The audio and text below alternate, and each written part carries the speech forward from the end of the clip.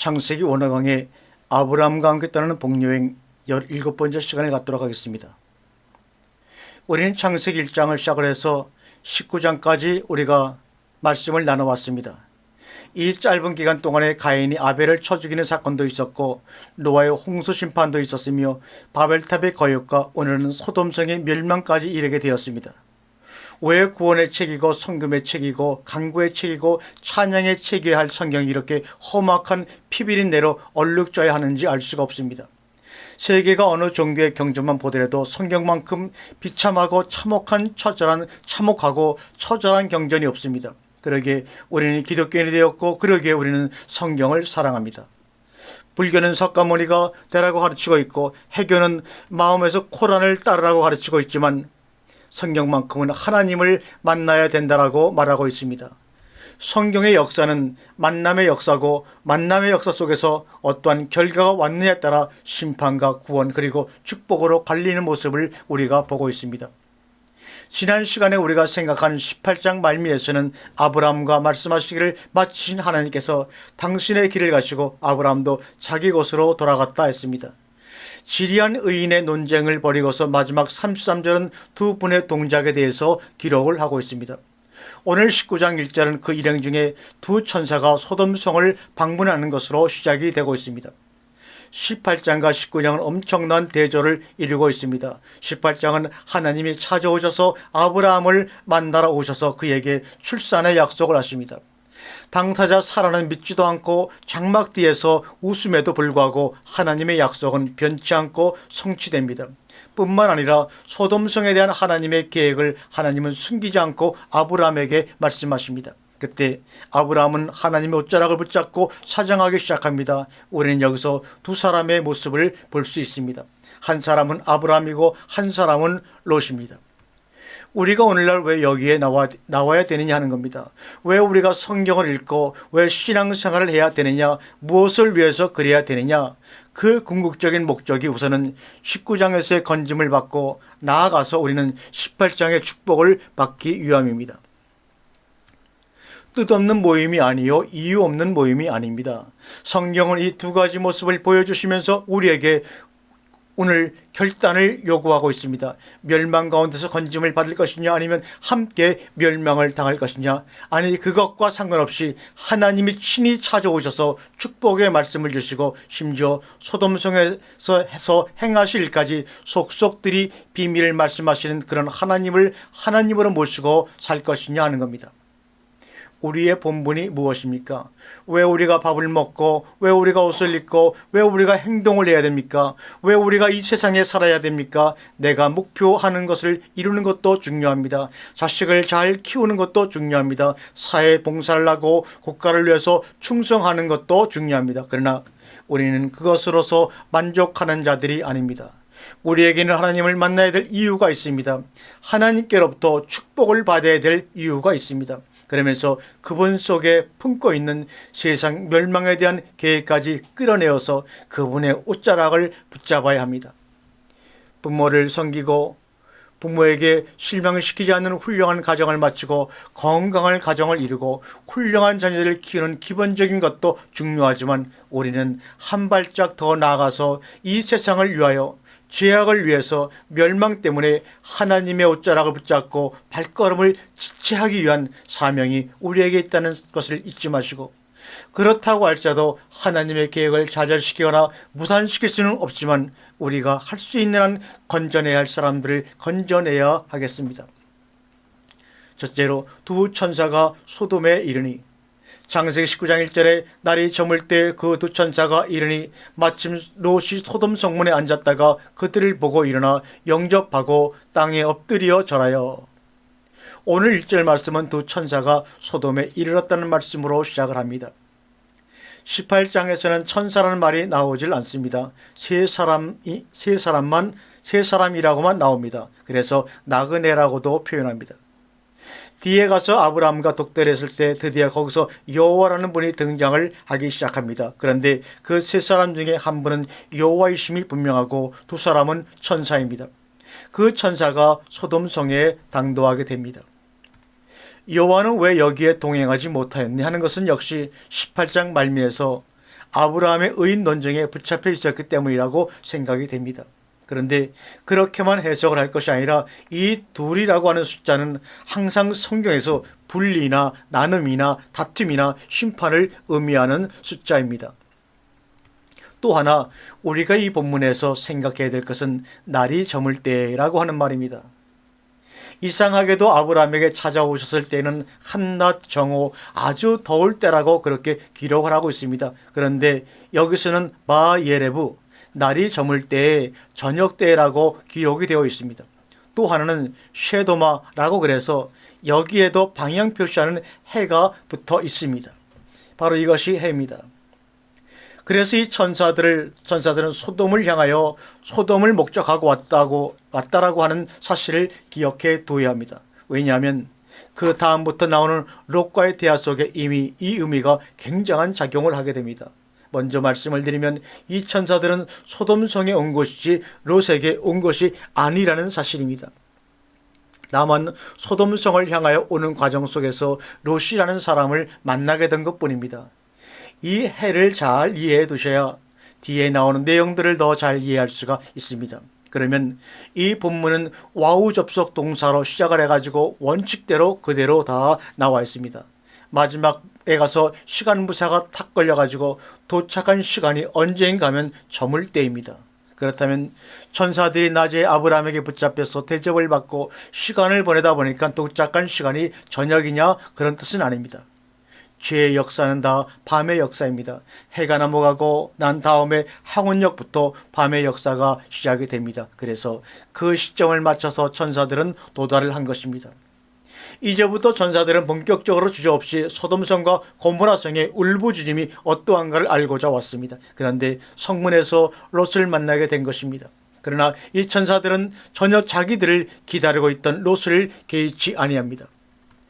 두 번째, 그러자 소돔 성문에 앉아있던 롯이 그들을 영접하려고 일어나 창세기 19장 1절에 날이 저물 때 그 두 천사가 이르니 마침 롯이 소돔 성문에 앉았다가 그들을 보고 일어나 영접하고 땅에 엎드려 전하여. 이 문장은 명사 문장입니다. 명사 문장이라고 하는 것은 어떤 주인공의 상태를 말하는 것입니다. 어떤 롯입니까? 소돔 성문에 앉아있던 롯입니다. 이것은 무엇을 말하느냐? 롯은 이미 그래도 아브라함 밑에서 신앙교육을 받은 사람입니다.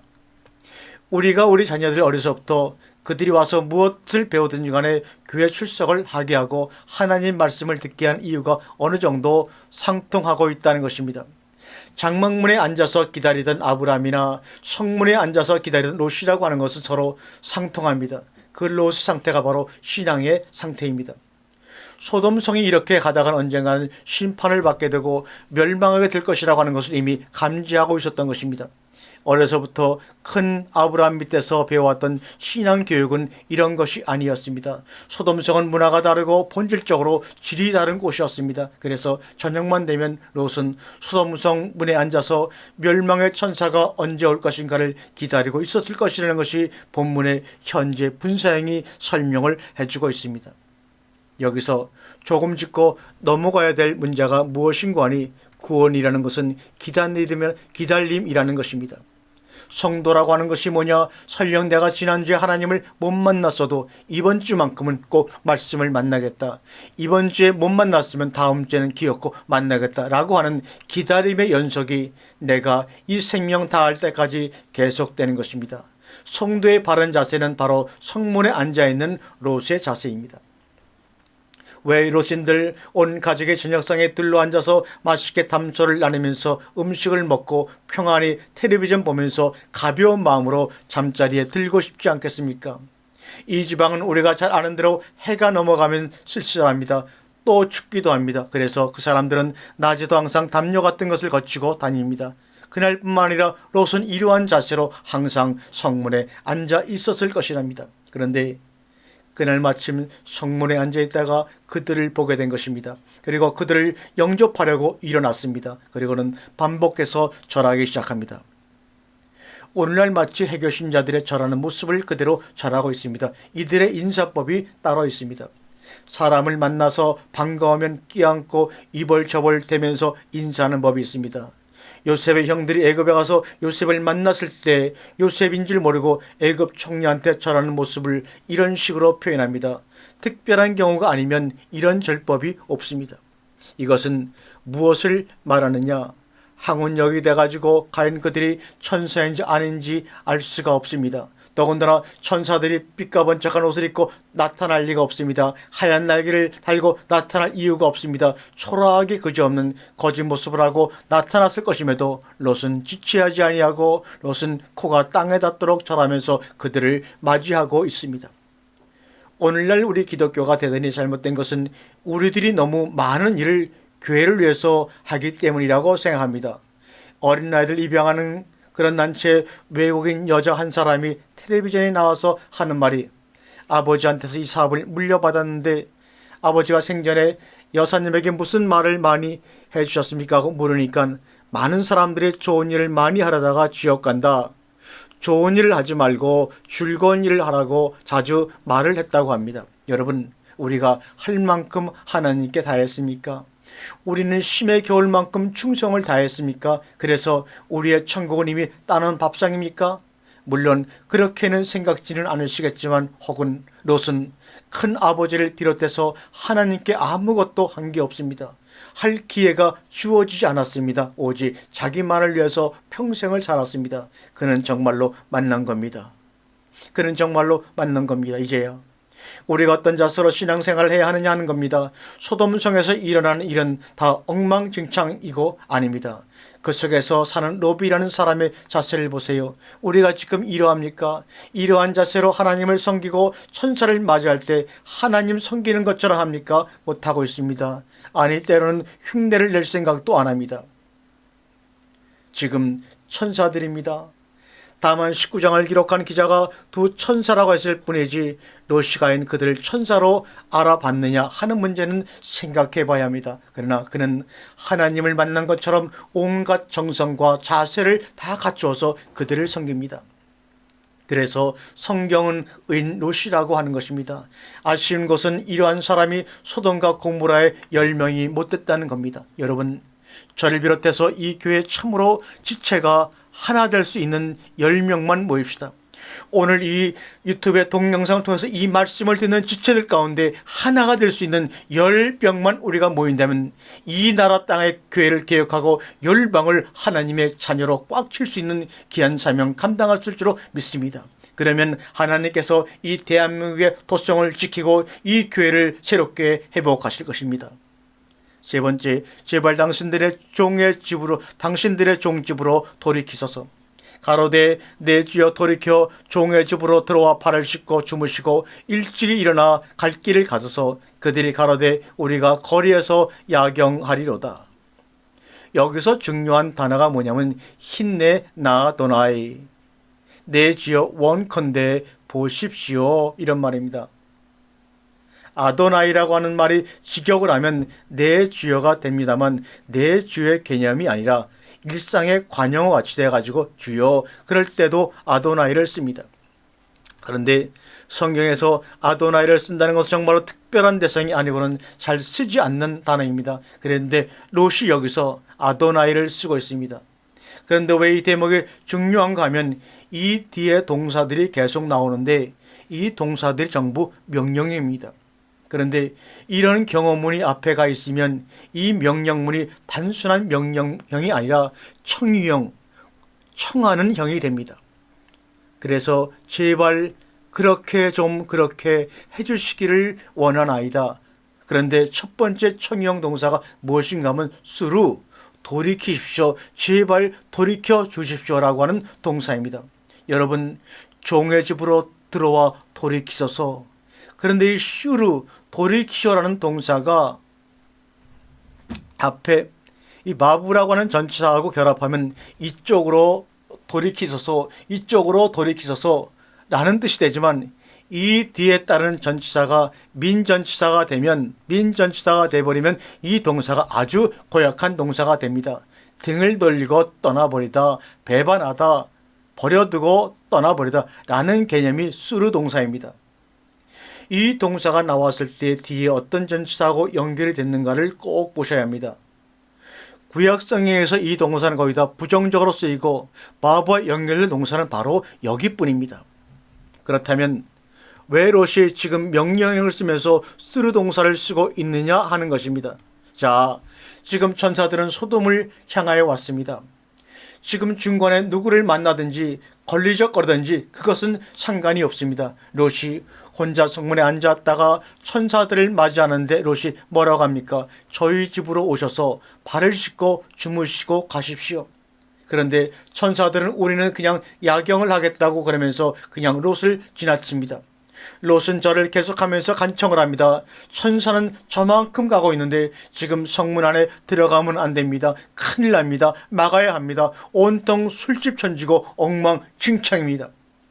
어찌하든지 그 모습을 보지 못하게 하고 천사들을 자기 집으로 끌고 갑니다. 그런데 천사들은 막무가내로 가고 있습니다. 그래서 이 수르 돌이키라는 동안을 쓴 것입니다. 내 집으로 돌이켜 주옵소서. 한마디로 말해서 롯은 천사들을 잠시 하룻밤 머물러 가는 과객으로 만들려는 작전을 여기서 쓰고 있습니다. 여러분, 성도의 기도가 무슨 역할을 하는지 아십니까? 하나님의 심판을 지체하는 역할을 합니다. 개인이든 가정이든 국가든 인류든 막아서는 겁니다. 보세요. 아브라함의 1차 저지선입니다. 그 다음에 1차 저지선이 롯입니다. 38선에 가보면 탱크가 넘어오지 못하도록 1차 저지선, 2차 저지선을 만들어 놓지 않습니까? 그런다고 탱크가 못 넘어옵니까? 우회하려면 시간이 걸려서 그렇지 그동안에 남한에서는 작전 준비를 하자는 겁니다. 여러분, 기도할 이유가 많지만 무릎 꿇고 입으로만 기도할 것이 아니라 행동으로 기도해야 합니다. 50명이 있으면 45명이 있으면 40명이 있으면 이 얘기가 뭔 얘기입니까? 보나마나 가서 보시면 싹 쓸어버려야 되겠다는 결론이 분명한데 어떻게 시간을 좀 늦춰 볼 수 있을까? 지금 이 얘기입니다. 사랑하는 성도 여러분, 우리의 본분은 그렇게 막중합니다. 우리는 우리의 후손과 이 사회를 지켜야 할 의무와 사명이 있습니다. 지금 롯은 그 일을 성실히 수행하고 있는 것입니다. 네 번째, 발을 씻고 쉬었다가 일찍이 일어나 갈 길을 가서서.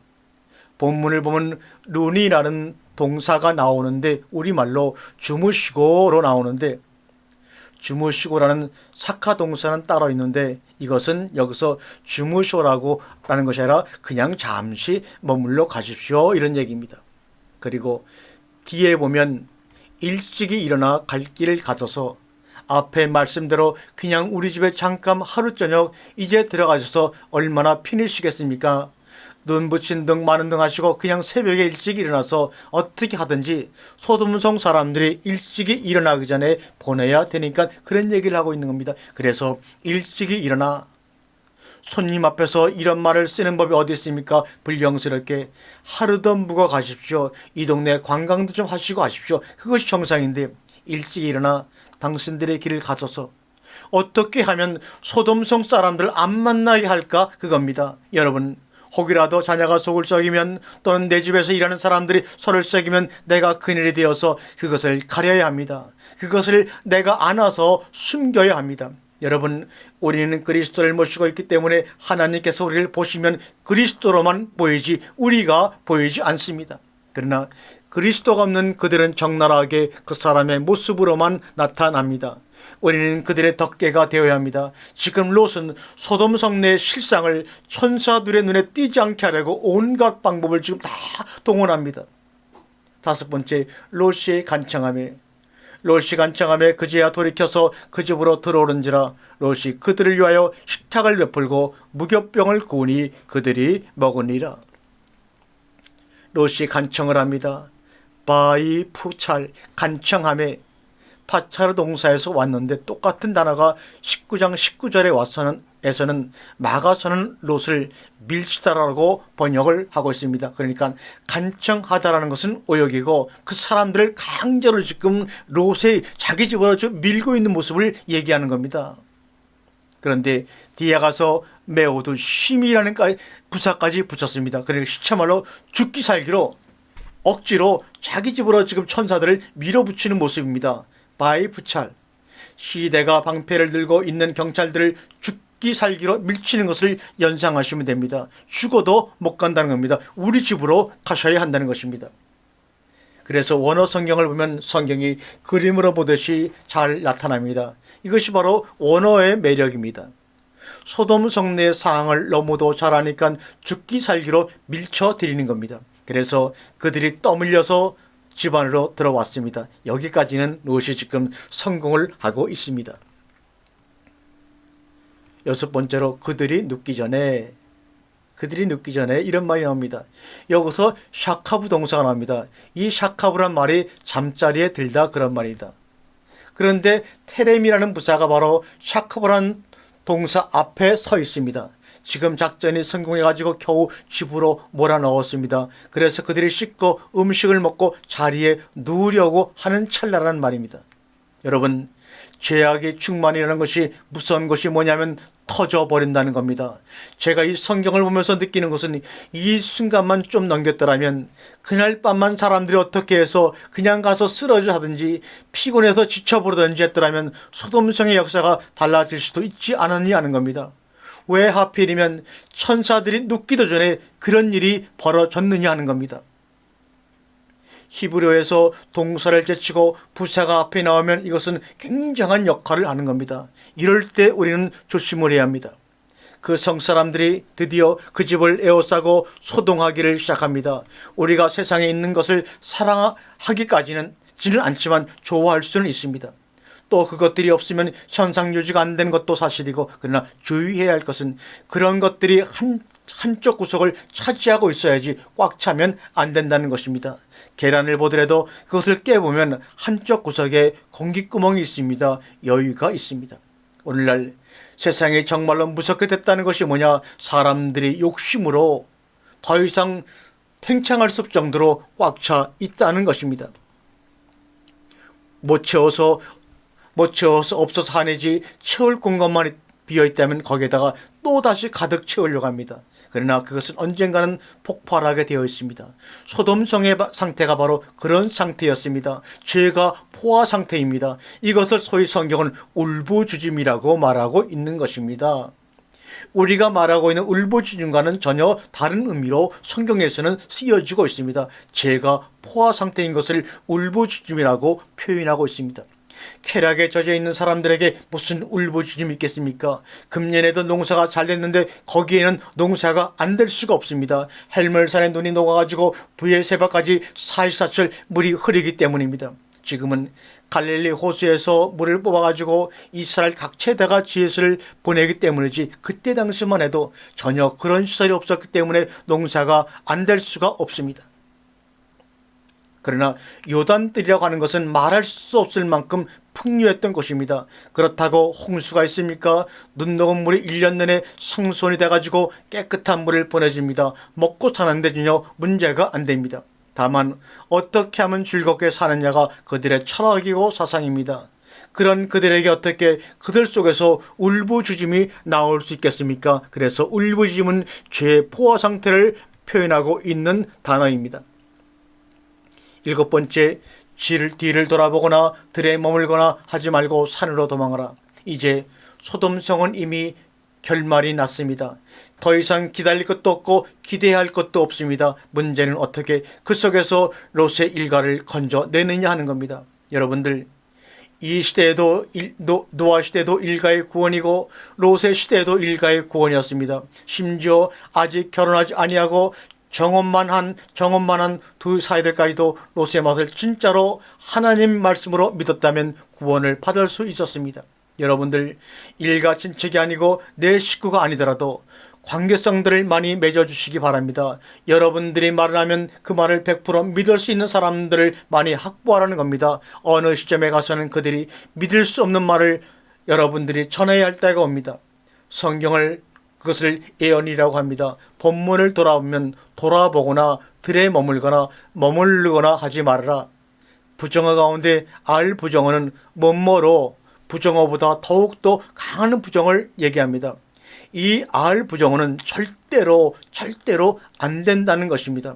이런 알 부정어를 거듭쓰면서 행동의 제약을 지금 하고 있습니다. 돌아보면 뭡니까? 소돔성이죠. 여기 들이 뭡니까? 이 들이 하키카르라고 되어 있습니다. 그런데 이 단어를 찾아보시면 레위기나 민수기로 돌아가면 이것이 달란트로 나옵니다. 키카라는 말은 가치라는 말인데 이것을 들로 대용해서 쓰고 있습니다. 참으로 이상한 일 아닙니까? 이것이 무슨 말인가 하면 그 나라에 가보면 쓸모없는 땅이 너무나 많다는 겁니다. 그런데 소돔성이나 고모라성이 있는 이 요단들은 부동산 가치가 대단합니다. 그래서 가치가 있다라고 해서 그 들이라는 단어를 쓰지 않고 하키카르라고 부르는 것입니다. 이것이 현실입니다. 이 들에서 수확한 것이 소돔과 고모라성의 죄악과 부패의 밑거름이 된 것입니다. 머무르지 말으라. 우리가 대체적으로 여기에 머물고 있습니다. 산으로 도망해야 합니다. 팔복산으로 도망해야 합니다. 산으로 갈 때도 방향표시 해가 붙어서 나옵니다. 산이 뭡니까? 성경은 에덴 동산에서부터 시작을 하죠. 방주가 머물렀던 곳이 어디입니까? 아라랏 산이죠. 이삭을 바쳤던 곳이 모리아 산이죠. 엘리야 선자가 400명과 대결한 산이 갈멜산이죠. 예수님께서 팔복을 말씀하신 산이 팔복산이죠. 예수님이 변화하신 산이 변화산이죠. 계시록에서 14만 4천 명과 신옷 입은 성도들이 어디에 섭니까? 시온산에 서지요. 우리의 목표가 뭡니까? 시온산입니다. 거기에 가려면 쉬지 말고 가야 합니다.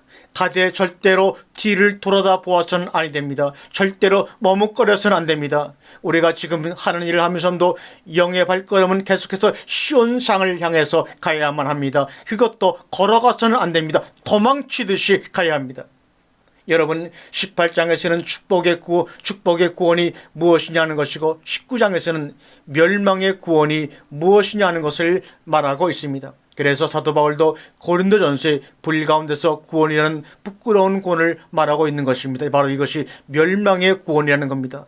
우리가 그 산을 향하여 도망할 때 어떤 자세로 도망해야 합니까? 자동차가 사고가 나서 불이 납니다.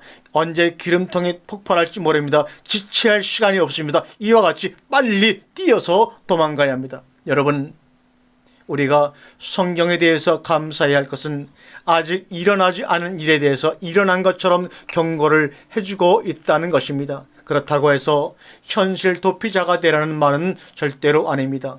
오늘 이 말씀을 우리에게 주신 이유가 무엇입니까? 우리는 이 말씀과 함께 하나님 앞에 기도해야 합니다. 우리 자녀들과 후손들 때문에 아브라함이 되어야 하고 롯이 되어야 합니다. 그것도 아니면 우리는 탈출할 준비를 해야 합니다. 그때까지 우리는 기도를 쉬면은 절대로 아니 됩니다. 우리 모두 함께 의인 10명이 되기 위하여 함께 기도하는 여러분과 제가 되기를 주님의 이름으로 축원합니다.